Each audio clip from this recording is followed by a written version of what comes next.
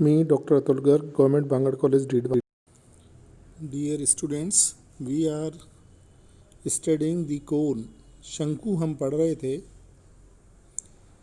आज आगे उसमें पढ़ते हैं condition for general equation of second degree to represent a cone. कोई भी व्यापक द्विघात समीकरण है एक्स वाई जेड में, तीन चरों में, तो वो एक शंकु को निरूपित करे, इसकी शर्त निकालनी है कि कब कैसे पता लगे कि ये शंकु को निरूपित करती है। जैसे व्यापक द्विघात समीकरण, जो समीकरण नंबर 1 यहाँ दे रखी है, अगर मैं आपसे पूछूं कि ये गोले को निरूपित करेगी तो उसके लिए क्या शर्त है, तो अपन ने पढ़ा था उसमें कि ये जो इसमें जो अज्ञात राशियां हैं a b c f g h u v डब्ल्यू डी, ये जो 10 अज्ञात राशियां हैं, इनसे ही इक्वेशन का आकार निर्भर करता है कि वो किस तरह की है, उसी से पता लगता है।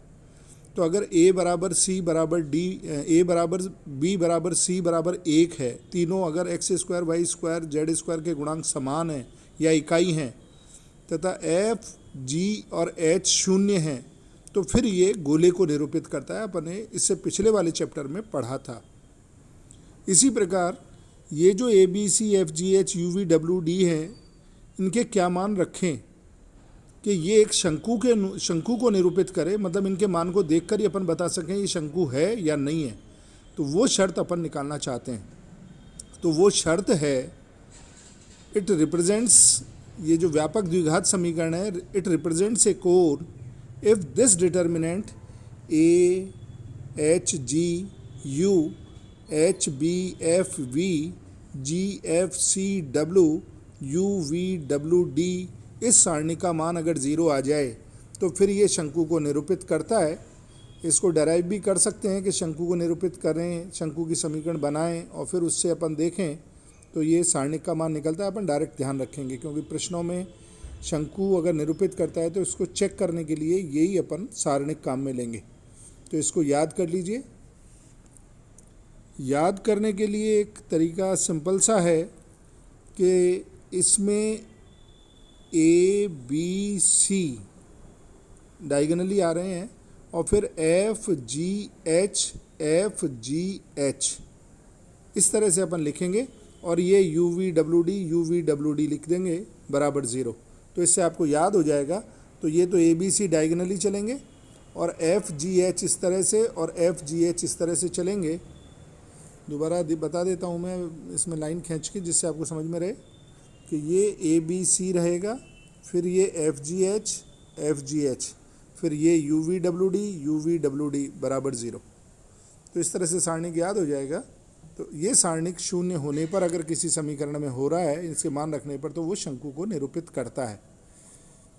अब उसके साथ ये कहेगा अगर ये शंकु है तो इसका वर्टेक्स निकालिए, शीर्ष के निर्देशांक ज्ञात कीजिए। तो वो कैसे ज्ञात करेंगे? तो अगर अपन ने शीर्ष के निर्देशांक अगर अल्फा बीटा गामा, मान आपको सीधी वर्किंग रूल बता रहा हूँ मैं, डेराइव अपन करना चाहें तो बुक में देख लें, आप आराम से डेराइव कर पाएंगे। लेकिन इनका डेरिवेशन पूछा नहीं जाता है और क्वेश्चंस में ये आती है कि इसका शीर्ष निकालिए या बताइए शंकु है क्या, तो फिर इनको देखना होता है। तो वर्किंग रूल है ये सारा। तो अगर शीर्ष अल्फा बीटा गामा है तो फिर हम इससे 4 इक्वेशन बनाएंगे। अगर शीर्ष अल्फा बीटा गामा ले लें, वर्टेक्स है ये कोन का, जो ऊपर समीकरण नंबर 1 में कोन लिखा हुआ है, इसका अगर वर्टेक्स अल्फा बीटा गामा ले लें तो coordinates of vertex are obtained by solving any 3 of the following equations. तो ये जो 4 समीकरण लिखे हैं 1 2 3 4, इनमें से किन्हीं 3 समीकरणों को आप ले लें और उनसे अल्फ़ा बीटा गामा ज्ञात कर लें, क्योंकि 3 अज्ञात राशियाँ अल्फ़ा बीटा गामा और 3 ही समीकरण चाहिए। तो 3 कोई समीकरण लेके उनके अल्फ़ा बीटा गामा के मान ज्ञात कर लें, तो फिर वो शीर्ष के निर्देशांक अल्फ़ा बीटा गामा के मान आ जाएंगे, तो शीर्ष के निर्देशांक आ जाएंगे। इसमें ये जो 4 समीकरण लिखी हैं कैसे लिखी हैं, जो सारणी का भी याद किया था अपन ने, उसमें फर्स्ट जो रो है ये वाली, इसमें alpha a alpha h beta g gamma plus u is equal to 0, ये पहली समीकरण लिख दी है। फिर दूसरी समीकरण के लिए दूसरी रो देखें तो दूसरी रो में H alpha plus B beta plus F gamma plus V is equal to 0 लिख दी। फिर तीसरी समीकरण के लिए G alpha plus H beta plus सी गामा प्लस डब्ल्यू बराबर 0 लिख लिया। और चौथी समीकरण के U alpha plus V beta plus W gamma plus D is equal to 0 लिख लिया। तो ये 4 समीकरणें इस तरह से अपन प्राप्त कर लेते हैं। अब इनमें से किन्हीं 3 को हल करके अल्फ़ा बीटा गामा निकाल लें तो वही शीर्ष के वर्टेक्स के निर्देशांक होंगे। तो इस तरह से कोई भी दी गई समीकरण शंकु है तो इस सारणी का मान 0 आ जाएगा। अगर इस सारणी का मान 0 नहीं आता तो वो समीकरण शंकु तो नहीं है। और क्या है ये अभी अपन नहीं बता सकते, आगे के चैप्टर पढ़ेंगे तो बेलन बता देंगे, फिर सकेंद्र शांकवज भी बता देंगे। लेकिन अभी तो केवल इतना कह सकते हैं कि अगर ये सारणी का मान 0 नहीं है तो वो दी गई समीकरण शंकु तो नहीं है। और शीर्ष अपन ज्ञात इस तरह से कर ही लेंगे। अब आगे चलते हैं। Intersection of a line and a cone, शंकु तथा रेखा का प्रतिच्छेदन। तो जैसे गोले तथा रेखा का प्रतिच्छेदन अपन ने पढ़ा था, उसी प्रकार शंकु और रेखा का प्रतिच्छेदन पढ़ेंगे। तो अपने को एक शंकु का मान लीजिए समीकरण दे रखा है, एफ एक्स वाई जेड में a x square plus b y square plus c z square plus 2f y z plus 2g z x plus 2h x y is equal to 0। ये एक शंकु का समीकरण अपने को दिया हुआ है।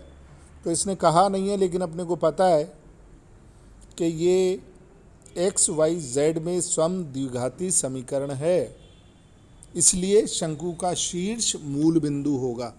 खैर वो इसमें अभी अपनी बात नहीं है, अभी तो रेखा और कोण का प्रतिच्छेदन है, शंकु का प्रतिच्छेदन। तो ये तो अपने को शंकु दे दिया।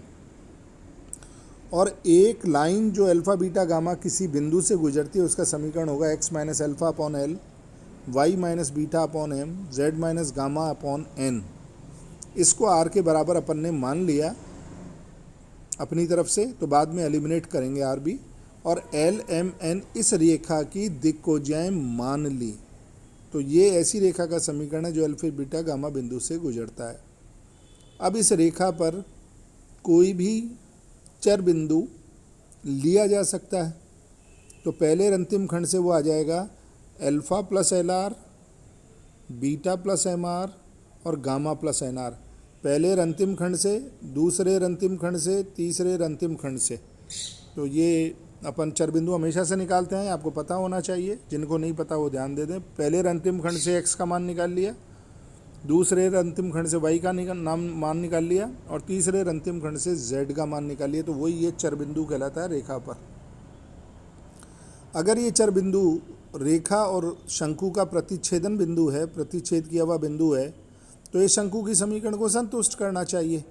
तो शंकु की समीकरण नंबर जो 1 अपन ने ऊपर लिख रखी है उसमें ये निर्देशांक लिखते हैं।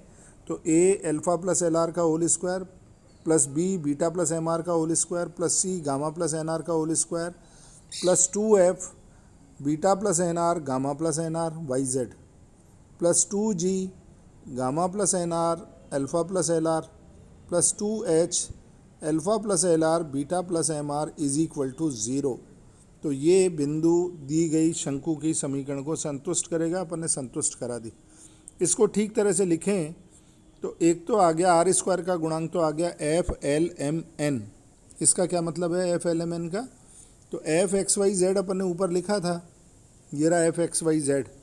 तो इसमें एक्स वाई जेड की जगह अगर एल एम एन लिख दें ये सारी समीकरण में, तो वही उसको अपन एफ एल एम एन कहेंगे, कह सकते हैं। तो इसमें f l m n r square का गुणांक बना, मतलब a l square plus b m square plus c n square plus 2f m n plus 2g n l plus 2h l m बराबर, ये मान f बराबर एफ एल एम एन लिखा जाएगा। फिर r के गुणांक कलेक्ट किए तो 2r कॉमन आ गया। l a alpha plus H beta plus g gamma plus m h alpha plus B beta plus F gamma plus n g alpha plus f beta plus C gamma, ये मान आ गया are के गुणांकों का। ये bracket बंद हो जाएगा। प्लस लास्ट में आ रहा है f alpha beta gamma is equal to 0। अपन ने अरेंज करके डायरेक्ट लिख दिया है। एफ अल्फ़ा बीटा गामा का मान वही होगा a alpha square plus B beta square plus C gamma square plus 2f beta gamma plus 2G gamma alpha plus 2H alpha beta, ये हो गया F अल्फ़ा बीटा गामा। तो ये पूरे जो ऊपर जितने भी आ रहे थे मान उनको ठीक तरह से अरेंज करके इस रूप में लिख लिया, ये बराबर 0। तो ये R में द्विघाती समीकरण है, इसलिए R के 2 मान देगी या 2 रूट देगी, मूल देगी, और उनके मान लीजिए R1 और R2 आए। अपन हल करेंगे इस समीकरण को, समीकरण नंबर 3 को, जो भी बनेगी उससे R के 2 मान आएंगे, क्योंकि क्वाड्रेटिक इक्वेशन है, ये द्विघात समीकरण है। तो वो मान लीजिए R1 और R2 आ गए। तो R1 R2 जो बिंदु अपना चर बिंदु था उसमें रख दें इसमें। तो A alpha plus LR1 beta plus MR1 gamma plus NR1 एक पहला बिंदु आ गया, क्योंकि शंकु अगर है तो शंकु को कोई रेखा 2 बिंदुओं पर प्रतिच्छेद करेगी, इस पर इस पर।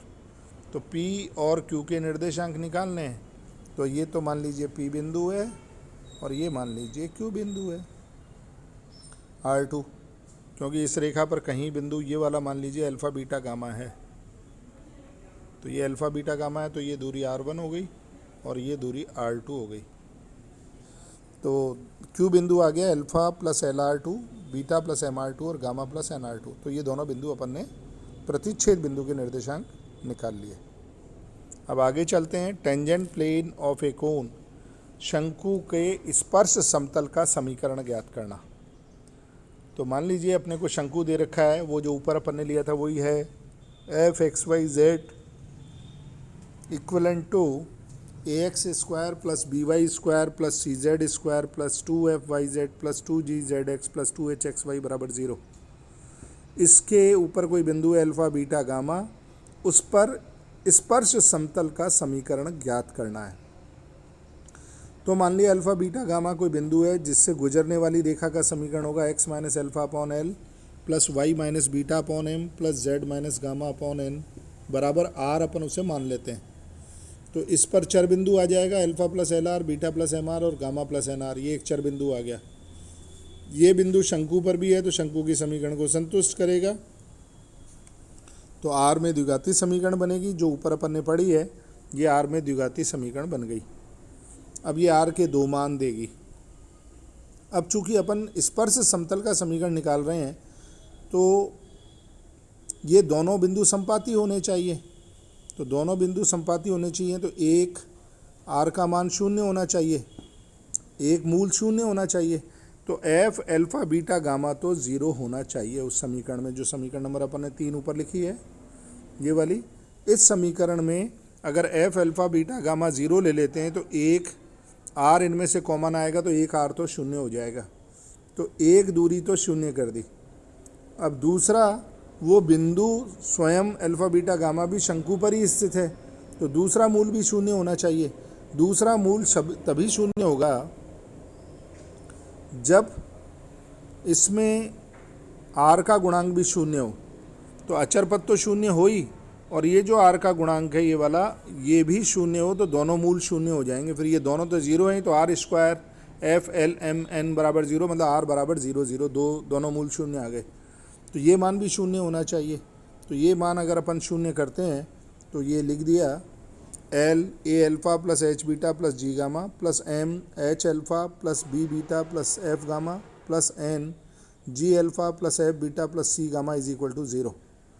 तो ये मान 0 होना चाहिए।